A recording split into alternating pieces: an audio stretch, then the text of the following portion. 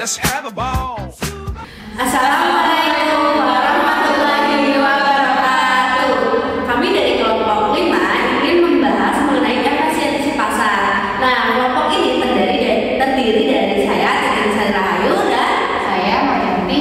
saya Nanda. Saya Putri Busyana Dewi. Ya, langsung aja yuk kita bahas. Pada pertemuan kali ini kami akan membahas mengenai efisiensi pasar.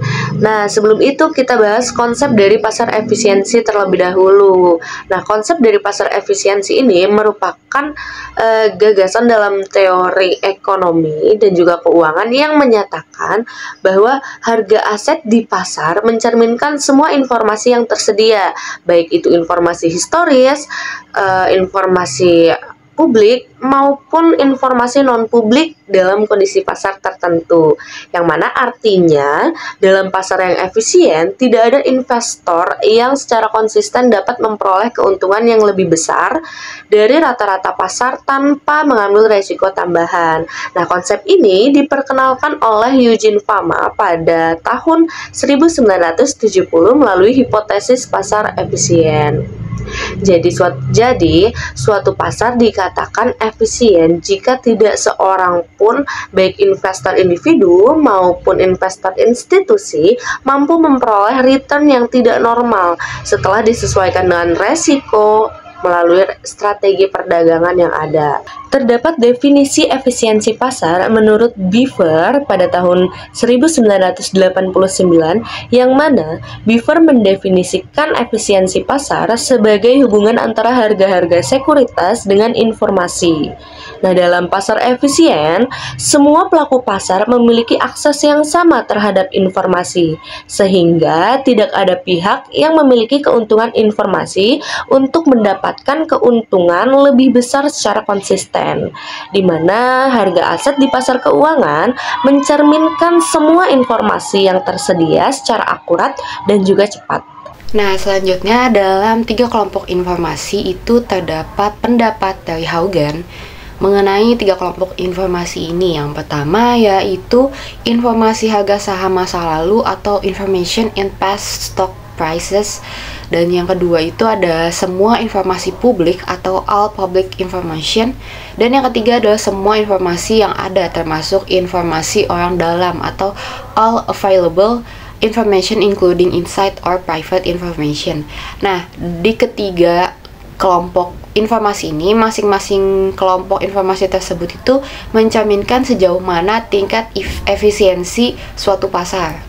Nah, saya akan menjelaskan mengenai kondisi-kondisi yang harus dipenuhi untuk menerapkan manfaat konsep dari pasar efisien. Yang pertama kondisinya yaitu banyak investor rasional dan fokus pada keuntungan yang secara aktif berpartisipasi di pasar dengan menganalisis, menilai, dan berdagang saham.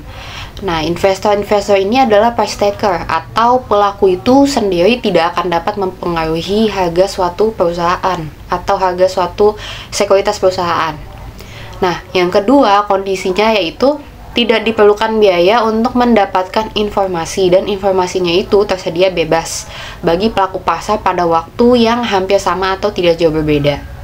Kondisi yang ketiga yaitu di mana informasi itu diperoleh dalam bentuk acak atau setiap pengumuman yang ada di pasar itu bebas dan tidak terpengaruh oleh pengumuman yang lain.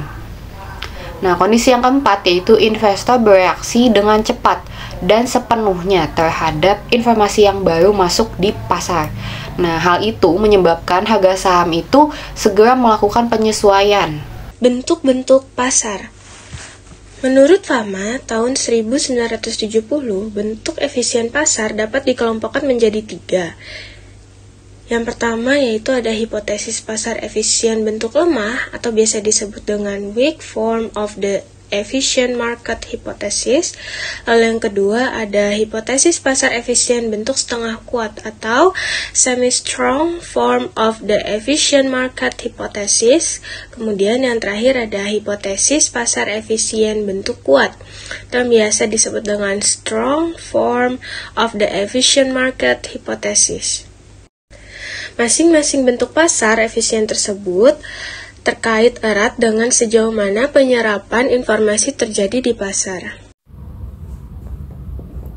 Macam-macam anomali pasar. Yang pertama ada anomali perusahaan. Jadi anomali ini terjadi karena karakteristik khusus dari perusahaan. Contohnya adalah size effect, di mana perusahaan kecil cenderung menghasilkan return yang lebih tinggi setelah disesuaikan dengan resiko dibandingkan perusahaan besar.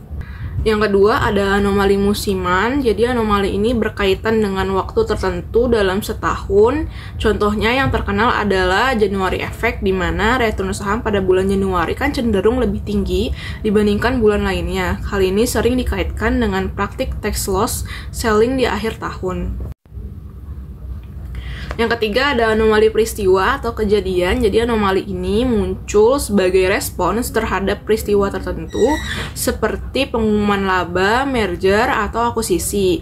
Misalnya harga saham bisa naik atau turun secara signifikan setelah pengumuman laba yang tidak sesuai dengan ekspektasi pasar. Terakhir ada anomali akuntansi. Jadi anomali akuntansi ini terjadi karena praktik atau kebijakan akuntansi tertentu yang mempengaruhi laporan keuangan perusahaan. Contohnya adalah earnings surprise, di mana perusahaan melaporkan laba yang jauh berbeda dari ekspektasi analis yang dapat menyebabkan perubahan harga saham yang signifikan. Kesimpulannya, efisiensi pasar atau disebut market efisiensi ialah hubungan antara harga-harga sekuritas dengan informasi. Secara detail, efisiensi pasar dapat didefinisikan dalam beberapa macam definisi, yaitu berdasarkan nilai intrinsik sekuritas, berdasarkan akurasi dari ekspektasi harga, berdasarkan distribusi informasi, dan berdasarkan pada proses dinamik. Pasar efisiensi dapat terjadi karena peristiwa-peristiwa seperti informasi tersedia secara luas kepada semua pelaku pasar pada saat yang bersamaan. Informasi dihasilkan secara acak dan tiap-tiap pengumuman informasi sifatnya random satu dengan yang lainnya. Investor bereaksi dengan menggunakan informasi secara penuh dan cepat. Anomali ialah bentuk fenomena yang ada di pasar. Pada anomali ditemukan hal-hal yang seharusnya tidak ada, bila mana dianggap bahwa pasar efisien benar-benar ada. Artinya, suatu peristiwa atau event dapat dihasilkan untuk memperoleh abnormal return. Secara umum, banyak peneliti yang telah menyelidiki kejadian seputar seasonal anomaly. Misalnya, mengenai fenomena pendapatan akhir pekan atau weekend effect yang menunjukkan adanya pendapatan negatif setelah akhir pekan. Pendapatan negatif ini diperkirakan karena adanya efek penyelesaian dan kesalahan-kesalahan pengukuran. Diungkap pula bahwa pendapat negatif sesungguhnya terjadi selama periode non-perdagangan. Ya, itu dia pembahasan